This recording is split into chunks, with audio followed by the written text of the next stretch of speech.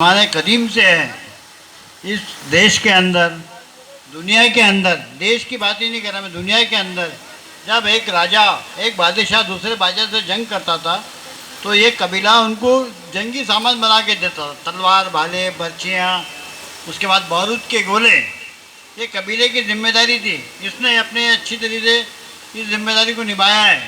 मगर आज देखने को आता है कि हमारा भाई सिकलकर नाम से डरता है लिखने के लिए। शेख लिखता है, खान लिखता है। हमारे तरफ पूरे मराठवाड़े के अंदर, उसके अलावा तुम्हारे पश्चिम महाराष्ट्र के अंदर लोग अपने नाम के साथ सिकलकर लिखते हैं। कौन है भाई? सिकलकर है, ऐसा लिखते हैं, फकत लिखते हैं। हम भी आज कोई भी ऑफिस में जाते हैं, हमारे कार्ड पे इब्राहिम सिकलकर लिखा हुआ है।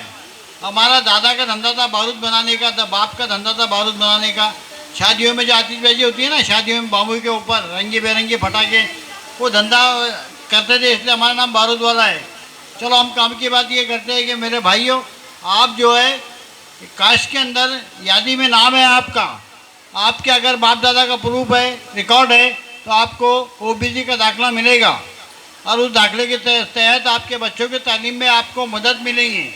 मदद बोले तो एजुकेशन लोन, उसके बाद एजुकेशन के लिए जो स्कॉलरशिप है वो मिलेगी।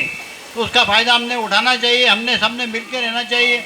अगर आपको ये नहीं लेना चाहिए, आपका अगर रिकॉर्ड में नहीं है, तो आपकी जमात जो है, सिकलकर जमात, दिल्ली जमात जो है, बिहार जमात में भी हमारे सगीर भाई अच्छा काम कर रहे हैं। उन्होंने दिल्ली को भी जगाया है, उन्होंने नेपाल को भी जगाया है। उनकी तारीफ महाराष्ट्र में होती है मेरे भाई। एक बार तालियां मार दो भाई लोग।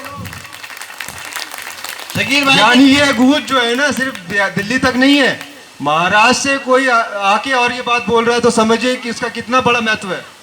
तालियां हो जाए इस बात के लिए। और शकील साहब, मेरे भाई साहब, मैं आपका एक बार और थैंक यू बोलता हूँ आपको। मेरे भाई, ये जो जमात है पूरे दुनिया के अंदर फैली हुई है। इंग्लिश में अलग वर्ड बोला जाता है इसको, धार लगाने वालों को, मेरा भी दिमाग में नहीं है वो कहने का, अलग अलग वर्ड के होता है। तो आप अपने में इत्तेहाद पैदा कीजिए, हम सब मिलके रहिए और अपने समाज को आगे बढ़ाइए, बच्चों को तालीम दीजिए। अभी बताया गया है आपको। इसी तरीके से मैं एक उर्दू टाइम्स का रिपोर्टर था, बम्बई से एक उर्दू टाइम निकलता है, उसका रिपोर्टर था 1982 में। तो हमारे सिकलकर बिरादरी जो है, अपने सांगली के वो बुज़ुर्ग मिले, नौशाद भाई के अब्बा, और शोलापुर के शमशुद्दीन भाई मिले। बोले बारूद वाला तुम रिपोर्टर है, ये समाज को जात के दाखिले नहीं मिल रहा है। बोला चाचा क्या हो गया? बोले ऐसा जीआर निकाल दिया महाराष्ट्र गवर्नमेंट ने कि भाई मुसलमान सिकलकर को छोड़कर सहूलत दी जाएंगी।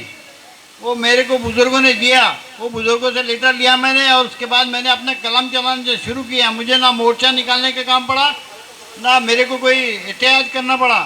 मैं, भारत का संविधान है मेरे भाई, भारत के संविधान में एक पन्ना है सामान्य हक करके। हिंदुस्तान के जितने भी इंसान हैं उनको धर्म के नाम पे नाइंसाफ़ी नहीं होना चाहिए। वो पन्ना लगा के मैंने गवर्नमेंट से रिक्वेस्ट किया, तो गवर्नमेंट ने वो जाके कहीं मंजूरी दी कि भाई मुसलमान में भी सिकलकर है। और ये अपने जो रिकॉर्ड है, अंग्रेज़ों के ज़माने में भी हर गैजेट, अंग्रेज़ों के ज़माने के जो गैजेट है आपके ज़िले के, उसके अंदर आपको सिकलकर का रिकॉर्ड मिलेगा। क्या ये नई बात नहीं है? आप अपने समाज को आगे बढ़ाइए। अभी हमने अपना धंधा पानी छोड़कर महाराष्ट्र के हर ज़िले में मैं जाकर सिकलकर समाज की मीटिंगें लिया हूँ और उनको जगाया हूँ। उसके बाद हर ज़िले में कमेटी बनाया हूँ, उनको जगाया हूँ। हमारे यहाँ पर सिकलकर जमात के बच्चियों की इज्तिमाई शादियाँ होती है। हमारे 5 इज्तिमाई शादियाँ जलगांव खानदेश में हो चुकी है, और अभी आने वाले 10 अक्टूबर को इज्तिमाई शादी है। उसका दावतनामा मैंने अपने डॉक्टर अल्ताफ़ साहब को भी बोला हूँ और सगीर अहमद साहब को भी बोला हूँ, सगीर साहब को भी बोला हूँ। तो सिकलकर समाज की यहाँ लड़कियों के एक साथ शादियाँ होती है, 15-20 शादियाँ एक साथ करते हैं। तो ऐसा जगाने के लिए आप कोशिश कीजिए। मैं अभी बातें बहुत करना है मेरे को, मगर अभी वक्त इजाज़त नहीं देता है। गवर्नमेंट के अंदर जो तुम्हारा हिस्सा है, जो हमारा जो हक है, उसको हासिल करो। इतना कह के मैं अपनी बात को ख़त्म करता हूँ। हिंदुस्तान जिंदाबाद, सिकलकर समाज जिंदाबाद।